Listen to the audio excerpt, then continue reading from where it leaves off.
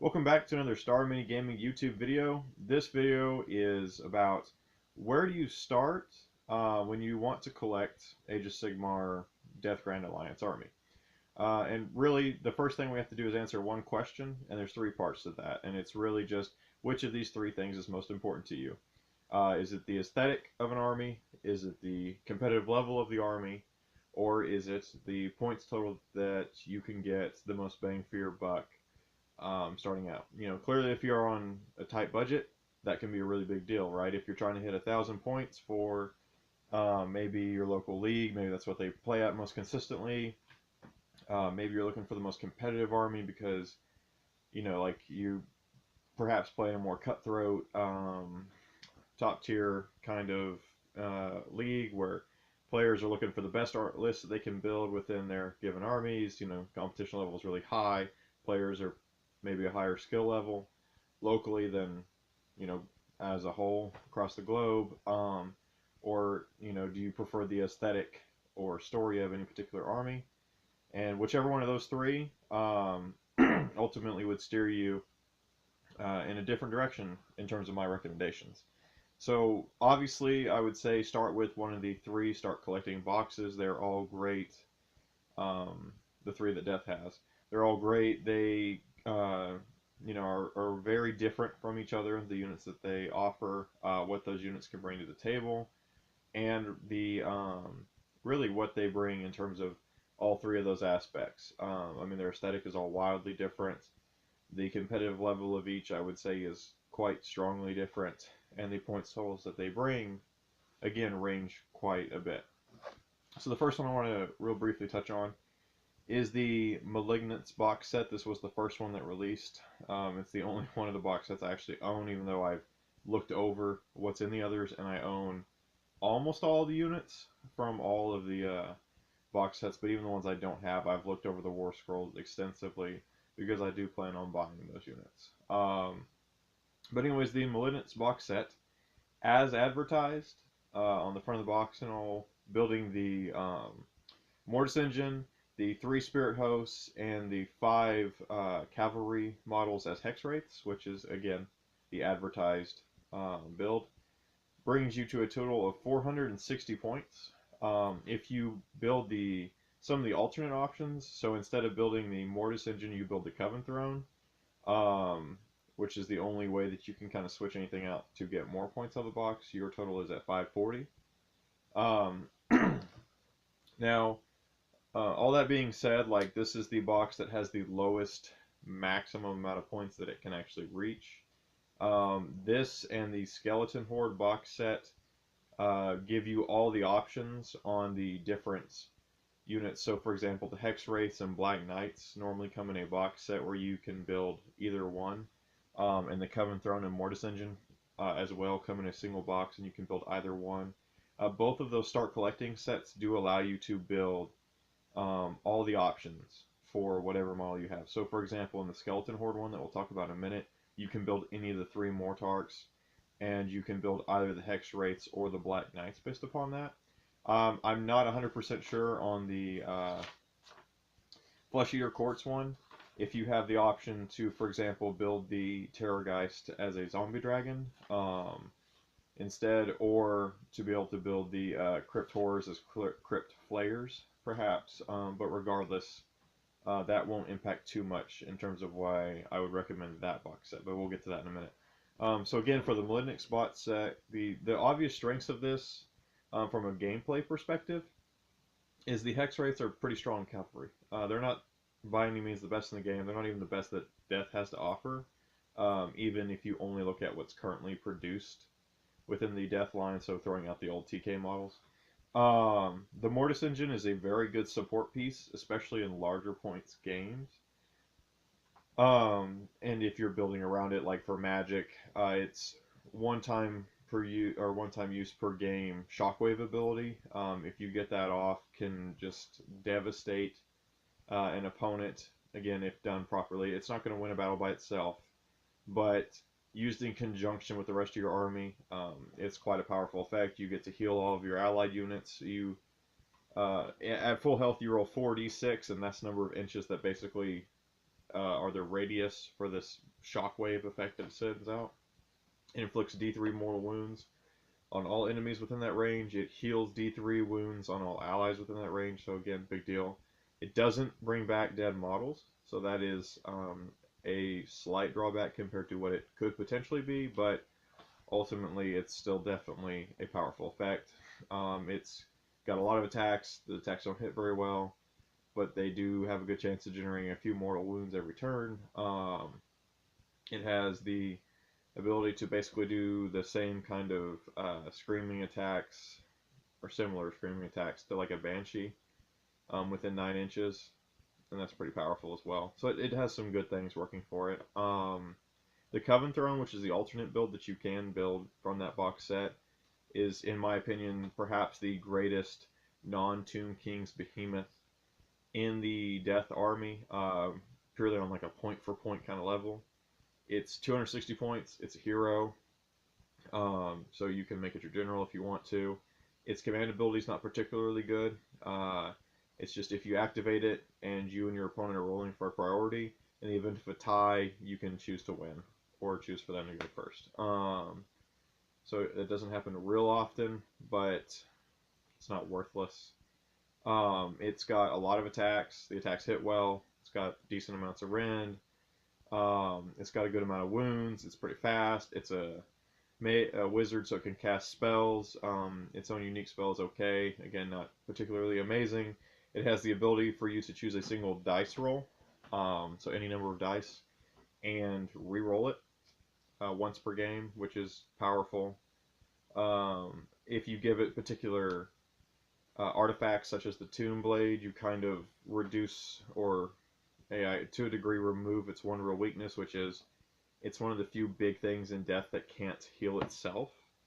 But again, for 260 points, like pound for pound with its points, it's, in my opinion, the best behemoth, especially behemoth hero, that you can take within the Death Grand Alliance. That's a non-Tomb King's model, so something that's currently being produced and is well worth considering, especially if you're just starting out. It is something that can go toe-to-toe with a lot of other armies, big monstrous units that it will cost less than them and still give them a run for its money. If it's not supported, yeah, it can be worn down and killed like anything else in the game can, but if used right, it can be really, really good.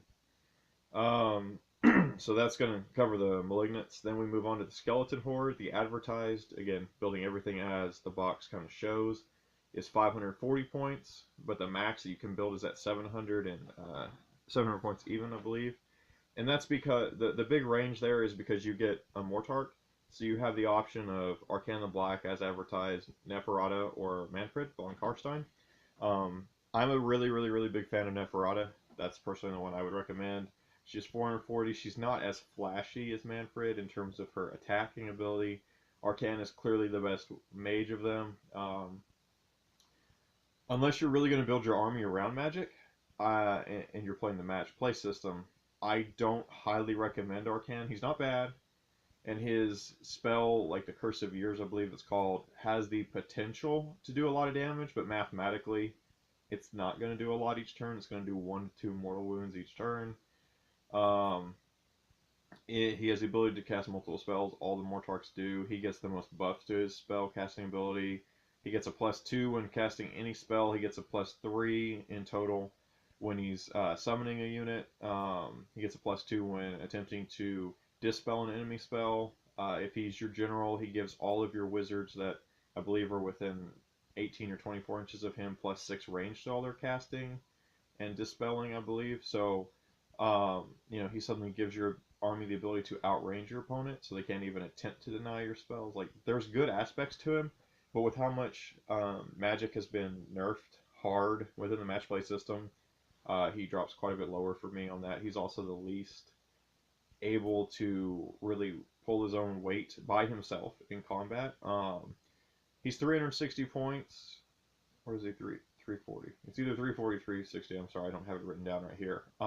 But he's pretty good. He's not like a terrible unit. He's not going to just get destroyed by anything that gets thrown his way. But against another big scary monster that your opponent has, or against like a unit of elites or a horde unit, he can quite easily be overwhelmed in close combat if not properly supported, so be careful with that. Manfred is clearly the most powerful close combat beast. His attacks like just show that. The way that he can just ignore the first damage that he takes each turn, and his other kind of really good offensive and defensive capabilities in terms of like his magic buffs his attacks buff his magic. He's clearly the offensive, like close combat juggernaut of the group. Neferata is the one that I think flies under the radar the most, which is what makes her by far my favorite. She's incredibly powerful as well in close combat, not as flashy as Manfred. Her spells and other abilities are, again, in my opinion, the most powerful, the most versatile, the best of all three Mortarks. She's that one that your opponent will underestimate once and then never again because of, if used properly, how amazing she can be on the battlefield. And then the other strengths of this is well, it comes with 10 skeletons, and then you again have the option of 5 Hex Wraiths or Black Knights. Personally, I prefer the Hex Wraiths. The Black Knights are useful in the sense that they're required for certain War Scroll battalions. I don't highly rate the War Scroll battalions that are currently available to death in the match play system, other than the Flesh Eater Courts ones. And again, I'm talking purely what's currently in production if you're a new player just coming into the game. I don't like the Black Knights at all in game. I always say that they couldn't fight their way out of a wet paper bag.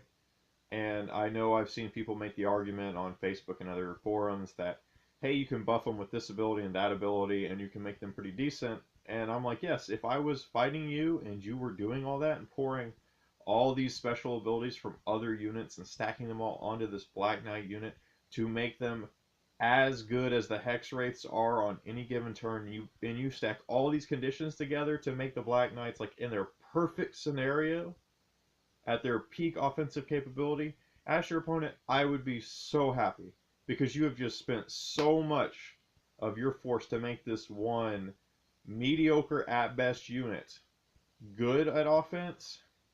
You'd just be playing into your opponent's hand if your opponent is a skillful player who understands the game at all. It takes way too many resources to make those units offensively viable when compared to the Hex Wraiths, which are not that many points more. They're 160 for a unit of 5 Hex Wraiths. Yes, the Black Knights can heal, but they don't ignore Rend. Their armor saves aren't as good. The Hex Wraiths fly, Black Knights don't. Hex Wraiths can inflict mortal wounds whenever they passed over you, Black Knights can't. Hex Wraiths inherently have better attacks and better stats in terms of like Rend and to hit to wound, all that stuff, than Black Knights do, unless Black Knights are on the charge. They have more attacks. They're just, in my opinion, all around better. It doesn't take as much of a perfect storm for Hex Wraiths to deal out punishment like Black Knights do. The Black Knights do regenerate models, D3 per turn, but that's ultimately not enough, in my opinion, to be worth it. Some people say, well, yeah, Black Knights are good tar pit units. Zombies and skeletons do that better for less. Yes, the Black Knights are faster, but big whoop. You can run your skeletons, you can run your zombies, you can even take dire wolves that are better tar pit units than Black Knights, ultimately, what they do. So I'd say build the Hex Wraiths unless you really, really, really want the War Scroll Battalion, which I don't think's worth it. The points are better spent bringing more models as a death player. Again, unless you're in a Flesh Eater Courts army. And again, you get the 10 skeletons, which is great because skeletons are terrific. They're one of the few things that non-Tomb Kings, non-Flesh Eater Courts, like that big clump of like, I think in another video I said it was like 55-56% of all of the Deathgrind Alliance, so the largest chunk of it. They're terrific in that. They're one of the few good things that group of death has going for it. You bring them in large numbers, it's very easy to take something like a White King with a totem and its command ability and the deathless minions, and to just stack it on this huge unit and then just like run them into an enemy, and that's only one commander basically giving them 3 different buffs stacking, and suddenly they're very durable. There's a ton of them. They're restoring D6 per turn, and they're dishing out a ton of pain. So if you want to go with that kind of middle group of death that's not the Tomb Kings that are discontinued or the Flesh Eater Courts, then skeletons are really something that you're going to want to consider bringing. And again, the Mortarks are strong. And then that brings us to the third and final start collecting set that I'm not going to touch as much on because honestly I don't know as much about it because I don't have the models from it and I don't personally know people who have bought this. But it comes with the advertised 3 Crypt Horrors, 10 Crypt Ghouls, and one Ghoul King on Terrorgeist. You don't have to put them on the Terrorgeist, but you can. That advertised points adds up to 640, which is the most in terms of like the advertised builds. Obviously, the maxed out Skeleton Horde can exceed that if you choose to bring Manfred or Neferata. The strengths is out of everything that's currently produced, like sub-factions within Death. So again, like Tomb Kings or not, but you can look at like the Malignant, or I'm sorry, the Night Haunt, the Death Lords, all that kind of stuff. Out of all those sub-factions, the Flesh Eater Courts are by far the best. They are the most complete. Again, like the Death Rattle one with the Skeleton Warriors and the King can be really good, but it's a very small sub-faction, and the Flesh Eater Courts are a much larger one. They actually are the only group in Death that have good War Scroll battalions. They lack, like the rest of Death, ranged attacks. They don't have much in the way of wizards and spell casting. That's less consequential in the match play system because magic has been nerfed. They have great abilities to bring back units for every single like squad that they can bring. So anything that's like not a single model has the ability to regenerate. They have this really nice kind of like command structure with like the Ghoul Kings, and then we have all these courtiers who buff different units, bring back guys up to their starting amount. Like they have lots of tricks working for them, lots of kind of battery redundancies that you can build into the force that are really good. If you like the ghouls and you're considering like what is the most competitive, if you're just buying one of these boxes and then kind of building from there without necessarily spending a lot of money on top of that, the Flesh Eater Quartz box is clearly the way to go. But that's going to do it for this video. I just wanted to real briefly for me, give a little bit of a insight into each of the box sets and kind of answer the question for the newer player that's like, hey, I'm interested in Death. It's what appeals to me for whatever reason in Age of Sigmar. Where do I start? And these three hopefully will help you to decide which box set is a good place to start for you as the new Age of Sigmar Death player. So until next time, this is James, and happy gaming.